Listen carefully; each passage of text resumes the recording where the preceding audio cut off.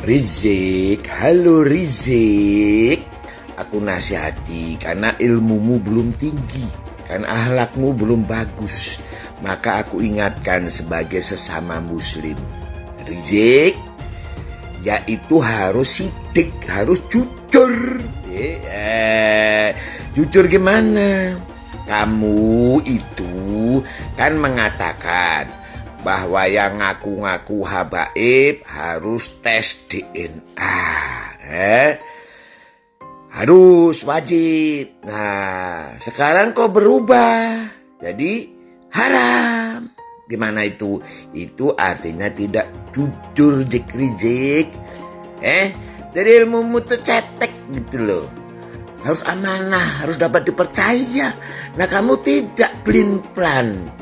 Yang tadinya ngomongin bahwa tes DNA wajib kemudian menjadi haram seperti yang diomongkan oleh mantumu. Itu namanya mincela-mincele, pelin-pelan. Sekarang kau panik kan? Makanya jadi orang jangan sombong gitu. Jadi nggak rungkat. Yang merungkatkan Mbak Alawi ya kamu sendiri gitu. Kecongkaanmu itu sendiri gitu. Ya orangnya makin lama makin pintar, nggak bisa dibodohin melulu gitu ya. Zik ya, Zik gitu Rizik ya, belajar beribadah, belajar yang jujur ya, yang sidik gitu ya. Gitu.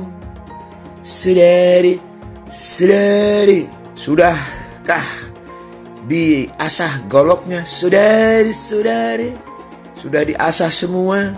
Terus diapain setelah diasah? Bagian dari klan atau keluarga Balawi Yaman yang mengklaim diri sebagai keturunan Nabi Muhammad SAW, bahkan dilembagakan dengan nama Robitoh Alawiyah. Ini sungguh pengakuan yang amat berani karena sejumlah penelitian menyatakan mereka tidak terbukti sebagai keturunan Nabi Muhammad SAW. Pengakuan mereka perlu dibuktikan kesahihannya oleh negara dengan cara-cara ilmiah, diantaranya tes DNA. Maka jika pengakuan mereka sebagai keturunan Nabi Muhammad ternyata palsu, maka sama artinya mereka telah merusak dan mengotori kesucian keluarga Nabi Muhammad SAW, sehingga patut diduga masuk dalam kategori penodaan agama. Saya mau tanya, kira-kira kalau ada orang yang seperti ini menghina-hina ulama, menghina-hina pejuang kita, kurang ajar atau tidak? Makanya kami atas nama markas, atas nama HRS Center dan atas nama Majelis Syuro DPP FPI mendukung penuh langkah pengurus besar Al Khairat dan cabang-cabang Al Khairat di dalam menuntut Fuad Pleret dan kawan-kawan agar dijebloskan ke penjara, agar menjadi efek jera untuk yang lainnya, supaya tidak merusak kebinekaan, tidak seenaknya menghina ulama-ulama kita, dan tidak seenaknya mengacak-ngacak persatuan Indonesia. Mengusulkan si siapa itu tadi, monyet satu itu, si Idris bin Salim, apa itu Al-Jufri itu menjadi pahlawan. Saya bilang monyet karena saya sedang mengamalkan isi Quran. Pengkhianat itu disebut monyet. Kunu kirodatan khosiin, jelas kan? Pak Imat sudah berperan secara keilmuan. Ini sudah berperan membongkar apa kejahatan Alawi dalam menghadapi hiruk pikuk tentang pernasaban, tentang sejarah kita dibelokkan, kuburan leluhur kita dibelokkan sama mereka. Kenapa yang ngotot kita? Kenapa kok orang-orang yang dibagati oleh negara? Bagaimana sikap pemerintah selama ini? Begitu Pak Jenderal, apa kita gusur aja? Pemerintah kita pun tidak tinggal diam. Pemerintah juga mengamati, dan tentunya juga pasti akan memperhitungkan. Kalau ada informasi-informasi yang menyudutkan, memecah belah persatuan dan kesatuan, PWI harus tampil. Oleh karenanya saya tekankan, PWI terus berkumandang demi persatuan dan kesatuan, dan kita dorong, kita dukung pemerintah Pak Prabowo dan Pak Gibran. Upaya untuk menguasai negeri. Jadi antaranya kita lihat, membonjol saja diakui sebagai leluhur Ba'alawi. Pangeran Diponegoro juga diakui sebagai Ba'alawi, padahal cucunya masih hidup. Oh, gampang sekali itu dijadikan Ba'alawi. Gitu. Kan ini kan orang-orang pejuang untuk membela negara ini. Itu kan mereka coba-coba membelokkan sejarah. Kan mereka mengatakan yang membuat Pancasila Ba'alawi, yang membuat lagu Indonesia Raya Ba'alawi, yang membuat Partai Merah Putih Ba'alawi, yang memerdekakan Indonesia Ba'alawi. Sumpah Pemuda aja loh, Ali Irsad masih ikut. Mereka nggak mau ikut. Cina ikut Sumpah Pemuda. Ba'alawi nggak mau karena dia bilang kastanya dia lebih tinggi dari segalanya. Kita nggak bicara ngawur, ada sejarahnya, ada mereka punya jalan. Kita baca kok, itu loh. Jadi kalau mau bilang Pak Kiai, ada nggak arah ke situ? Emang arah, ada. Makanya mereka itu lebih senang melihat sebuah negara kacau daripada sebuah negara itu aman. Mendesak pemerintah untuk menangkap Rizik Syihab sebagai pemecah belah umat dan masyarakat karena sering membuat gaduh dan onar yang mengancam stabilitas keamanan nasional. Tangkap Rizik Syihab. Meminta kepada pemerintah agar membuat peraturan bahwa siapa saja yang mengaku sebagai keturunan Rasulullah Muhammad SAW harus dibuktikan di pengadilan dan dilengkapi dengan tes DNA supaya kewarganegaraan para habaib dicabut. Ada gerombolan monyet yang terus-menerus menghina dan memfitnah habaib dari kalangan Ba'alawi. Gerombolan monyet tersebut secara terang-terangan menjadi begal nasab yang mengobok-ngobok nasab Ba'alawi yang suci. Saya mau sampaikan nih kepada monyet yang sudah mendirikan ormas monyet dengan laskar monyet yang didukung oleh sejumlah jenderal-jenderal monyet, saudara. Saya sampaikan kepada monyet-monyet itu, ayo, kapan kita mau perang? Sebutkan harinya, sebutkan tempatnya, sebutkan tanggalnya. Bawa kau punya pasukan monyet semua. Kami akan bersihkan NKRI ini dari monyet laknat yang merusak NKRI kita. Setuju tidak? Takbir. Semuanya angkat tangan, takbir. Takbir. Takbir. Sallu ala Nabi. Maka itu kita ingatkan kepada Bapak Kapolri, segera perintahkan Panglima TNI dan Kapolri. Bapak Prabowo Subianto Presiden, segera perintahkan Panglima TNI. Jangan sampai perang ini Pak di negeri kita Pak. Jangan. Kalau Presiden nggak mau tahu, Panglima TNI nggak mau tahu, Kapolri nggak mau tahu, saya akan bikin pasukan besar-besaran se-Indonesia. Kita akan perang, kita akan kejar, hajar, habisi, ganyang semua monyet PKI yang selama ini menghina ulama, menghina habaib, menghina muhibbin. Saya tanya sekali lagi, semua siap berjuang? Siap ikut Habib? Takbir. Pulang dari sini nanti siapin aja asal golok yang tajam, ya, siapin senjata yang kita punya ya. Tiap saat saya bisa beri komando. Ini udah kelewatan. Jadi kalau si monyet ini nggak ditangkap sama Kapolri, ini kelewatan. Saya minta kepada Al Khairat, Rabito jangan mundur. Nggak ada kata damai. Orang ini harus digebloskan ke penjara. Dia sudah menimbulkan keonaran. Betul? Takbir. Jadi sangatlah tidak pantas kalau Kiai Imad digelari Al-Kaburi. Sangat tidak pantas gitu.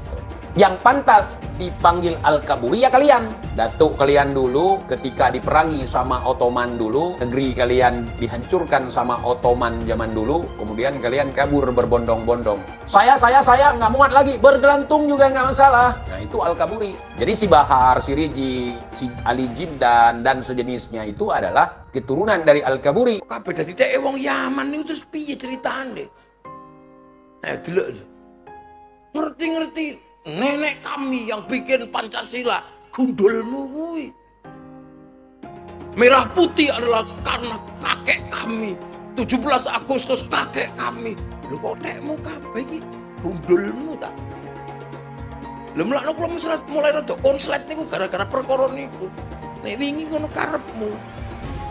Kita padamkan api neraka karepmu. Opo ngono ae. Isra Mi'raj ping 70 karepmu. Tak Tapi kalau sudah mengklaim negara, merah putih TEDI, lah mbak-mbak dhewe sing mati demi merah putih kok dadi tekmu kok mbahmu turu piye niku betul. Makanya kalau sudah terkait kemerdekaan, ojo macem-macem, tak samplok rupamu. Ini Kiai Imad ini membatalkan nasabah Balawi karena dibayar oleh Cina. Kata saya, urusannya apa Cina sama saya? Apa untungnya Cina itu sama batalnya nasabah Balawi? Sekarang kan di Banten lagi ada proyeknya Pak Jokowi dulu, proyek strategis nasional, namanya PIK 2. Saya kan nggak ngomong, mau setuju, mau menerima, mau menolak, saya nggak ngomong. Itu banyak orang-orang yang musuh-musuh Pak Jokowi itu sekarang lagi menolak proyek strategis nasional PIK 2. Lalu karena saya diem aja, tuh lihat Kiai Imad, kalau nasab Habib aja dikejar, tapi adanya penjajah Cina katanya di Tangerang, Banten, dia diam saja. Aktivis-aktivis sudah menolak, tapi Kiai Imad diam saja. Itu tanda bahwa isu nasab ini dibayarin oleh Cina PIK 2. Bos, itu PIK 2 itu proyeknya Baklawi, bos. Aguan itu orang Cina, tapi yang ngejalanin proyeknya itu Baklawi, namanya Mu'annas Al-Aidid. Dia Baklawi, dia Habib. Kalau saya ngelihat Baklawinya, saya langsung nolak.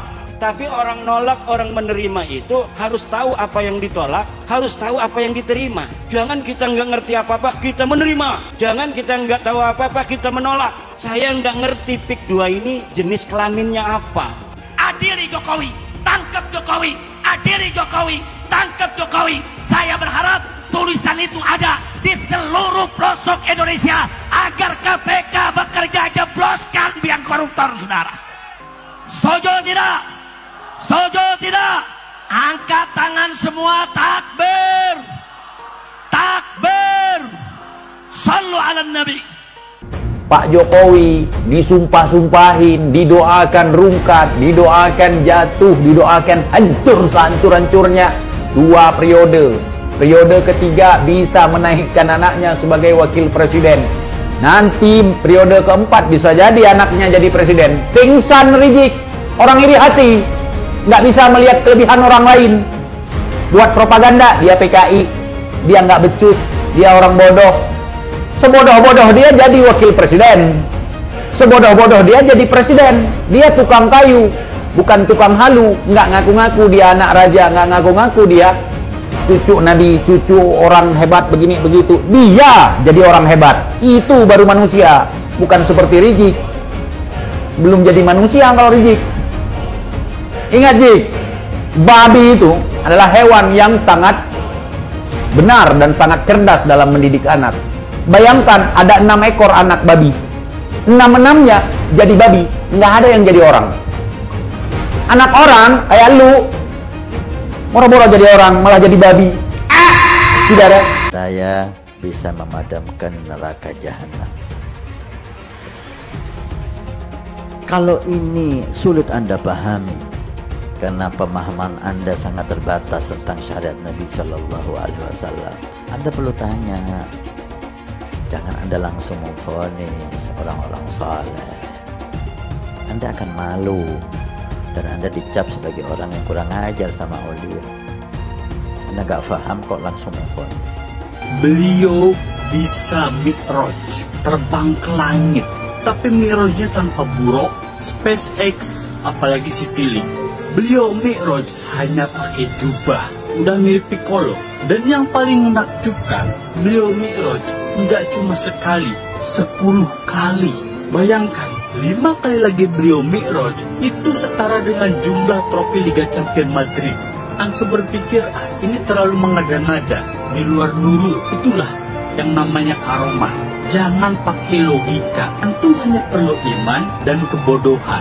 Ente semua bohong, Jik. Ente mengarang cerita tentang kebangkitan PKI, sementara PKI leluhur ente sendiri. Ente gembar-gemborkan banyak ini ante-ante Belanda. Ternyata ante Belanda datuk lu sendiri. Kemudian ente teriak-teriak, orang-orang ulama yang nempel dengan pemerintah itu ulama su, nggak boleh diikuti. Ternyata datuk ente Utsman bin Yahya ante Belanda. Udah ante pemerintah kafir lagi, udah ante penjajah kafir lagi. Itu memilukan. Saudara, apa jadi yang mengharuskan kita untuk ikut si Rizik ini? Ente bilang ulama-ulama yang berada di pintu sutrah, mereka-mereka yang bersahabat, yang dekat dengan pemerintah ulama su, kata kau. Sementara yang kita cek Datuk kau, Utsman bin Yahya, dekat dengan Belanda. Belanda itu kita tahu penjajah kafir lagi, musuh leluhur kami, bukan leluhur kau, leluhur kami. Jadi jangan sampai kau sama-samakan. Belanda itu musuh leluhur kami, bukan musuh leluhur kau. Leluhur kau itu muhibbin Belanda. Indonesia natijah min nataij tarim. Indonesia ini adalah buah dari gerakan dakwah ulama tadi. الخير والنور الذي وصل إلى إندونيسيا بواسطة العلماء من آل بيت النبي محمد الذين هاجروا من تريم من حضرموت إلى إنديا ثم إلى إندونيسيا. Islam yang ada di Indonesia ini adalah sumbernya daripada ulama dan ahlul bait yang dari kota Tarim Hadramaut yang hijrah dari negerinya mampir ke India kemudian datang ke Indonesia. ولو جئنا ونظرنا في سيرته وتاريخه ولسانه لوجدنا ذلك الاتصال قديما ارتباطا وثيقا لا ينفك. Kalau kita kembali ke sejarah kita yaitu Wali Songo yang mana mereka itu dari Tarim Hadramaut, maka kita akan sadar Indonesia dan Tarim tidak bisa. Yang merendahkan Ahlul Bait, cucu Nabi, kelak akan bertanggung jawab di hadapan Rasulullah Sallallahu Alaihi Wasallam.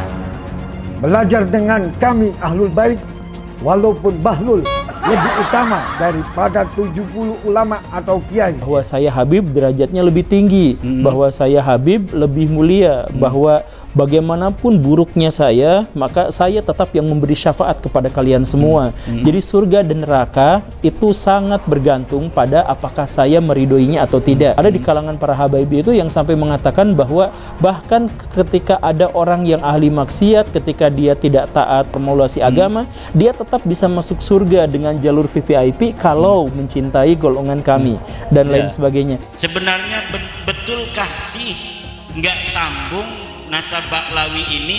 Betul Pak, nasab Ba'lawi ini tidak tersambung, dan saya sering ditanya apakah bertanggung jawab nanti di akhirat. Saya katakan berulang-ulang, saya bertanggung jawab di akhirat bahwa Ba'lawi ini bukan turun Nabi secara ilmiah. Haplog grupnya saja itu sudah melenceng, tapi masih kekeh ingin disebut sebagai turunan Nabi. Ketika kitab nasab tidak ada yang mencatat mereka, kenapa mereka masih mau ngaku turunan Nabi? Ketika kitab sejarah sama sekali tidak mencatat nama-nama leluhur mereka, kenapa mereka masih mau mengaku sebagai keturunan Nabi? Orang-orang yang mengaku keturunan Nabi ini memang mendapatkan privilege tertentu dari masyarakat. Ba'lawi penjajah spiritual, ya, kebab al-ngedabrus, waduh, penjajah orangnya VOC. Ba'lawi rungkat, Masya Allah, satu Habib gila lebih mulia dari anjing gila. La ilaha illallah.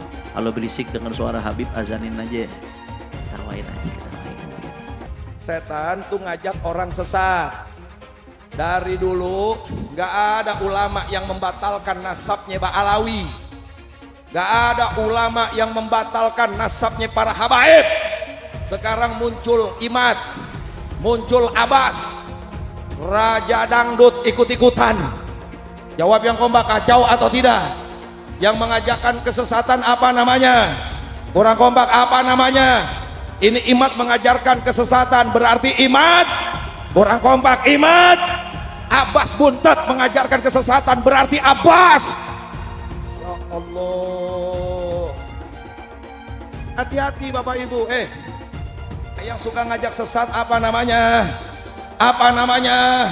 Nah ini Imad berarti, Abbas Buntat berarti, Roma Irama berarti setan. Takdir Allah dibicarakan, apakah begini dan begitu. Sifat Al-Quran itu apakah makhluk Allah atau bukan. Kenapa yang dibahas itu adalah hal yang semacam itu? Detik ini ketika saya sedang ngomong di sini, ada orang-orang Cina yang sedang bikin komputer super, komputer kuantum. Dan kalau misalkan itu sudah mewujud, maka mereka bisa menguasai dunia. Di Jepang dan di Korea sekarang sedang bikin nanoteknologi. Amerika Serikat sedang mengembangkan AI. Coba saya tanyakan, Perintah Allah adalah untuk membahas hal-hal seperti itu, mengkaji hal-hal seperti itu, mengkaji ayat-ayat kauniyah, membahas tentang ciptaan-ciptaan Allah. Tapi kita tidak melakukan seperti itu. Yang kita lakukan adalah ngebahas tentang Allah, tentang takdir, tentang perbuatan Allah. Lalu kita klaim sama-sama, kamu masuk neraka. Itu kan gitu kan kita tuh sekarang tuh kan. Itu perbuatan-perbuatan Allah, tapi malah kita yang mengklaimnya. Kamu masuk neraka, kamu masuk surga, kamu selamat, kamu tidak selamat, dia syahid. Tahu dari mana itu? Itu kan perbuatan-perbuatan Allah, tapi itulah yang jadi bahan perdebatan kita. Perdebatan kita di ruangan ini sekarang. Taubat kalian semua. Itu leluhur kami Al-Faqih Muqaddam. Mi'raj satu malam 70 kali.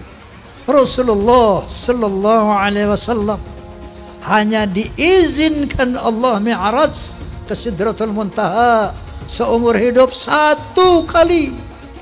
Ketika ada orang mengatakan bahwa moyang kami bisa mi'raj 1 malam 70 kali, ini telah merendahkan Rasulullah, telah menghina Rasulullah sallallahu alaihi wasallam.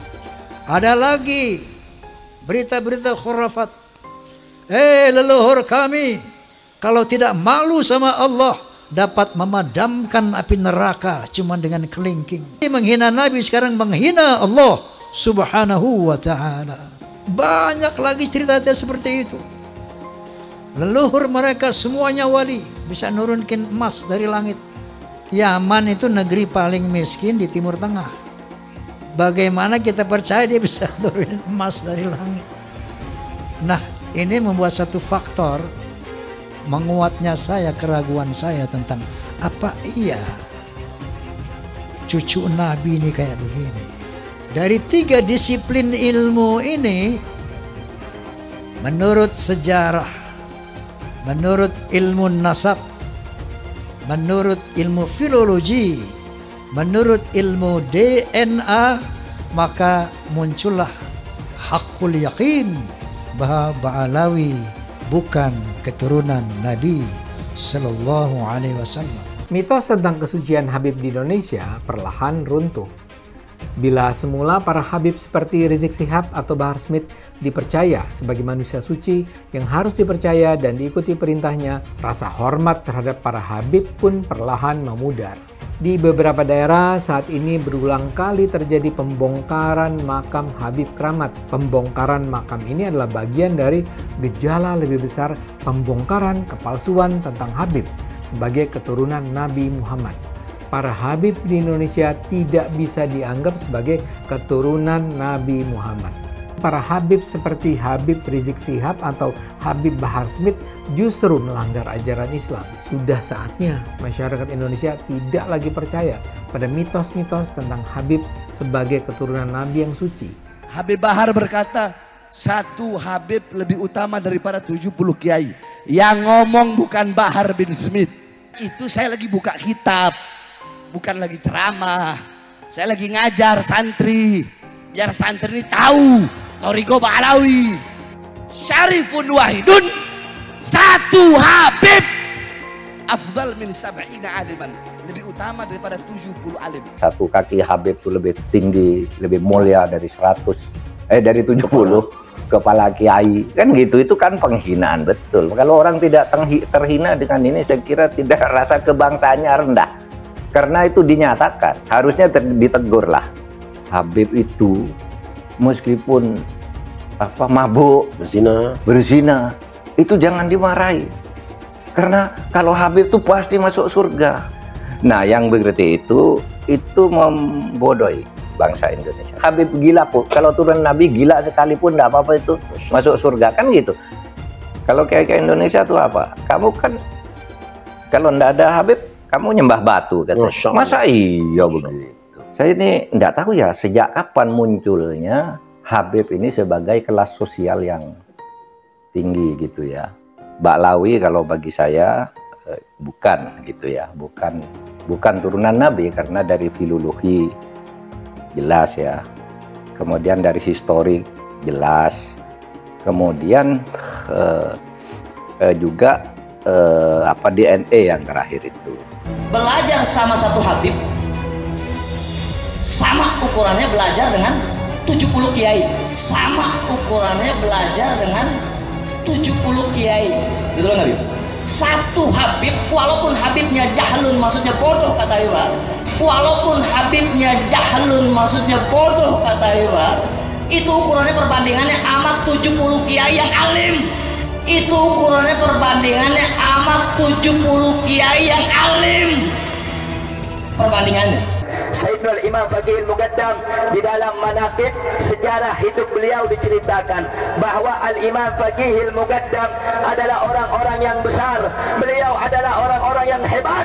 Bahkan diceritakan beliau pernah mi'raj, saudara-saudara, bertemu dengan Allah dalam satu hari 70 kali, saudara-saudara. Bertemu dengan Allah dalam satu hari 70 kali, saudara-saudara. Kalau aku tidak malu kepada Allah Ta'ala, maka neraka Jahannam itu akan aku matikan.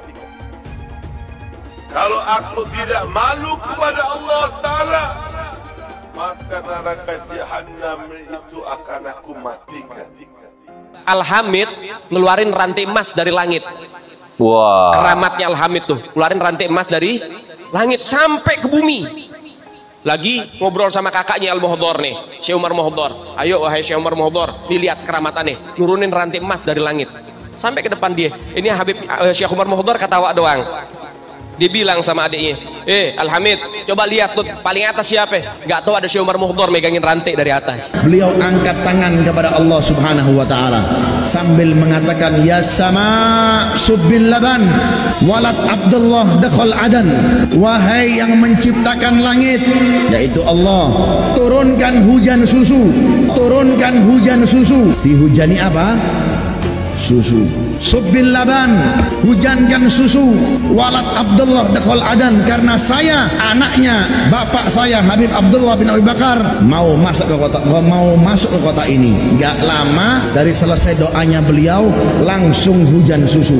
Masya Allah. Ada muridnya Habib Salim Jindan namanya Abdurrahman.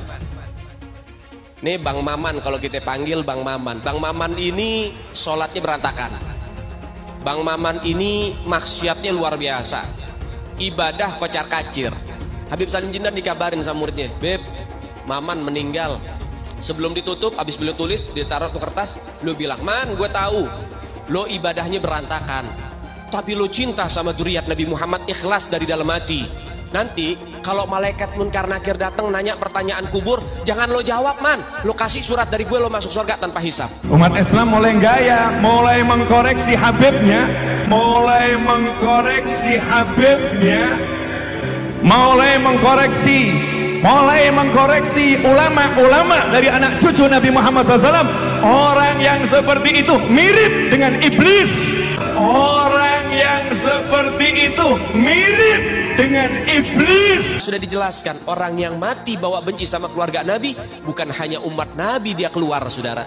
Bukan hanya keluar dari umat Nabi, sampai dia keluar dari agama, keluar dari Islam, saudara sekalian. Artinya apa? Tidak ada kesempatan mendapatkan pertolongan dari baginda Nabi Muhammad. Man ahabbahum ahabbahallah. Siapa yang cinta dengan keluargaku para habaib, dzurriyyat Nabi Muhammad, ahlul bait Nabi, maka dia akan dicintai oleh Allah. Wa man abghadahum abghadahallah. Siapa yang benci kepada keluargaku, maka dia juga akan dibenci oleh Allah Subhanahu wa taala. Rasa kebanggaan saya terhadap Indonesia itu ternodai oleh sikap-sikap beberapa habaib dan para pejuang Indonesia itu diremehkan. Misalnya cerita bahwa proklamasi kemerdekaan Mei 17 Agustus itu karena bisikan Habib tertentu kepada Bung Karno, itu kan tidak pernah ada dalam cerita itu. Tidak ada Habib, cerita Habib ini tidak pernah ada di dalam sejarah, kecuali dulu menjadi Usman Yahya itu menjadi muftinya Belanda yang mengharamkan kita melawan Belanda. Justru itu Habib yang jelas itu tertulis dalam sejarah. Kalau Habib berbisik ke Bung Karno kapan? Dan tidak pernah ada cerita itu. Nah kok sekarang lalu Habib, lalu para pejuang dihabibkan semua kan? Di Ponegoro, siapa lagi? Imam Bonjol, Wah, itu kebanggaan orang Jawa loh di Ponorogo itu. Lalu dihabibkan. Habib dari mana? Limited edition ini. Muka-muka impor. Kalau lo kan muka lokal. Hidung pesek, pipi tembem. Mata belok. Persis kayak celengan Semar. Sekarang ada disebut hal rame, dibicarain di TikTok. Saya punya kakek yang jelek-jelekin Habib Utsman bin Yahya. Dia bilang antek Belanda. Zaman dulu itu Belanda luar biasa loh. Habib Utsman punya langkah. Beliau memang dalam kitabnya Manhajul Istiqamah ada membahas untuk tidak ada pemberontakan. Tapi bacanya yang jelas, jangan cuma pas garis itu aja. Itu di situ disebutkan. Bahkan bukan cuma Habib Utsman, dulu almarhum Kiai Haji Hashim Asy'ari juga begitu. Bahkan bukan cuma Habib Utsman, dulu almarhum Kiai Haji Hashim Asy'ari juga begitu. Dulu almarhum Kiai Haji Hashim Asy'ari juga begitu. Ada namanya Kapiten Patimura. Kapiten Patimura ini adalah sosok kiai besar dari Maluku. Nama aslinya adalah Kiai Haji Ahmad Lusi. Memiliki pondok pesantren besar di Maluku, Indonesia bagian timur. Al-Habib Ali bin Abdurrahman Al-Habsyi Kuitang, beliau yang memfatwakan ketika tanggal 17 Agustus Soekarno membacakan teks proklamasi mendeklarasi daripada kemerdekaan di Indonesia. Beliau di hari Jumat itu, ba'da Jumat beliau fatwakan, sekarang saya fatwakan setiap tanggal 17 Agustus wajib pasang bendera merah putih di rumah-rumah kalian. Siapa yang nyuruh? Itu fatwa Habib Ali bin Abdurrahman Al-Habsyi Kuitang. Bendera merah putih, siapa yang memberikan instruksi kepada Bung Karno untuk membuat bendera merah putih sebagai bendera Indonesia? Itu adalah fatwa Al-Habib Idrus bin Salim Al-Jufri Palu Al-Khairat. Lambang negara Garuda, siapa yang buat? Al-Habib Asy-Syarif Hamid Al-Gadri dari Pontianak, keluarga baginda Nabi Muhammad. Lagu 17 Agustus, Pramuka, lagu syukur, siapa yang buat? Al-Habib Husin Al-Mutahhar dari Semarang, dzurriyyat baginda Nabi Muhammad. Jadi Anda jangan berpikir, ini habaib di Indonesia jasanya apa? Banyak, itu yang baru kecatat. Itu yang baru ketahuan. Masih banyak lagi daripada keluarga Nabi Muhammad yang tidak mau masuk buku karena perjuangannya ikhlas karena Allah dan Rasul. Siapa Imam Bonjol? Semua pasti bilang pahlawan. Betul apa enggak? Imam Bonjol pahlawan Indonesia bukan? Pahlawan nasional bukan? Sekarang siapa namanya Imam Bonjol? Al-Habib Muhammad Syahabuddin, beliau habaib dari kalangan bin Syahab. Imam Bonjol itu bin Syahab, masih daripada kakeknya Habib Rizik, saudara sekalian. Itu keluarga daripada Nabi Muhammad, keturunan Sayyiduna Muhammad. Habib Rizik, Habib Rizik guru de NU, Habib Rizik, Habib Rizik idola de NU. Indonesia terbesar di dunia. Bangsa ini akan aman, bangsa ini akan sejahtera, bangsa ini akan makmur selama anak cucu Nabi Muhammad SAW tidak diganggu, tidak diusik, dimuliakan, dicintai, disayangi. Karena apa? Ada doa dari kakeknya, pemimpin kita semua, baginda Muhammad Sallallahu Alaihi Wasallam. Kami adalah majikan kalian, kami adalah pemilik bangsa, kami adalah pemilik kedaulatan Indonesia. Hai semua, nama saya Johannes Leong. Saya adalah investor saham, forex, dan juga kripto. Channel ini banyak membahas tentang berita terkini, edukasi finansial, investasi, dan lainnya. Jangan lupa subscribe channel ini kalau kamu suka dengan konten yang serupa. Follow juga sosial media lainnya yang saya taruh link di kolom deskripsi. Di sana kalian bisa dapatkan konten yang berbeda. Saya juga punya Telegram channel yang isinya berfokus kepada trading dan juga investasi. Itu Telegram channelnya gratis. Oke, kita lanjut ke videonya. Sebagian besar penonton di video ini, setelah menonton video di awal, mungkin bertanya, apakah kejadian seperti krisis 98 akan kembali terulang? Belum lagi keadaan global yang tidak menentu. Lalu apa yang bisa kita lakukan untuk selamat dari krisis yang mungkin akan datang dalam waktu dekat? Jawabannya adalah investasi. Kebanyakan dari kalian yang lagi nonton kalau investasi pikirannya pasti hanya di properti. Tapi ketika terjadi krisis seperti 98, apa yang terjadi dengan rupiah ketika hyperinflasi? Dan juga apa yang terjadi dengan harga properti? Harga dolar dari Rp2.500 terbang ke Rp15.000. Otomatis utang yang harus kita bayarkan naik 6 kali lipat.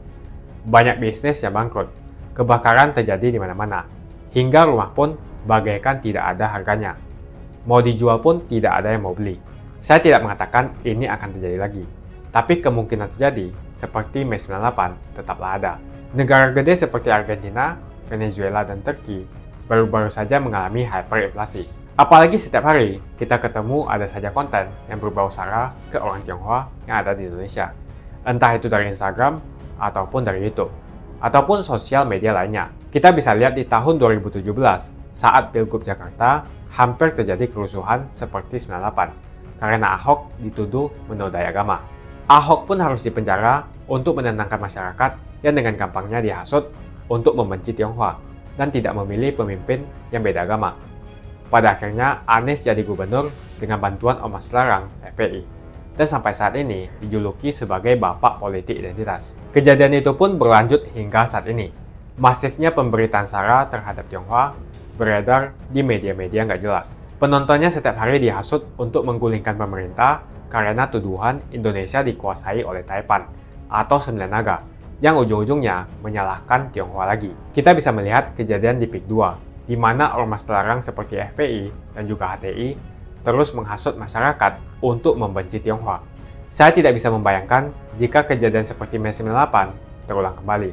Setiap musibah yang selalu disalahkan adalah keturunan Tionghoa. Setidaknya di video ini, saya akan membagikan strategi saya yang sudah saya terapin jika kejadian 98 terulang kembali. Tujuan dari strategi ini supaya kita setidaknya bisa selamat dari masalah finansial ketika musibah ini terjadi. Strateginya adalah investasi di aset yang berbeda-beda, bukan di satu jenis aset saja.